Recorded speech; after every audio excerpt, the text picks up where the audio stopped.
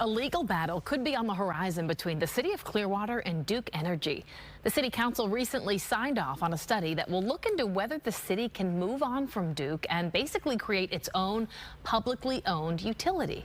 But during this week's council meeting, Duke's Florida president urged the city to hold off on the study. Yeah, Fox 13's Aaron Mesmer explains now what this could mean for residents and what's next for the city's power plan. All those in favor? Aye.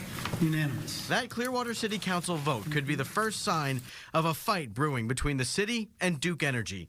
And some homeowners are well aware of the potential impact. This is one of the biggest decisions this council will make affecting every resident in the city of Clearwater. Council members approved a plan to look into potentially dumping Duke as the city's power provider.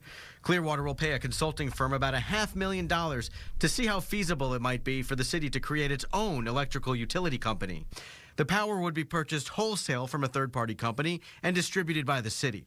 The study will address risks, benefits, a possible takeover of the existing electrical infrastructure, and whether customers' costs would be lowered. I believe it helps us equip ourselves with information to do the best job we can to negotiate for the citizens of Clearwater. The city's current 30-year contract with Duke will end in December 2025. Negotiations on a new deal are expected soon.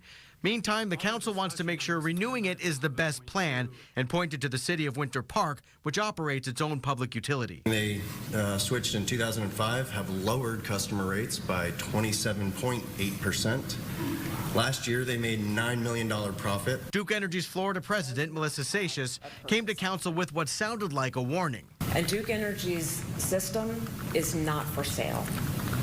Not here, not anywhere within the state of Florida. We will not be negotiating a purchase. That message hinted at a possible legal battle if the city cuts ties with Duke.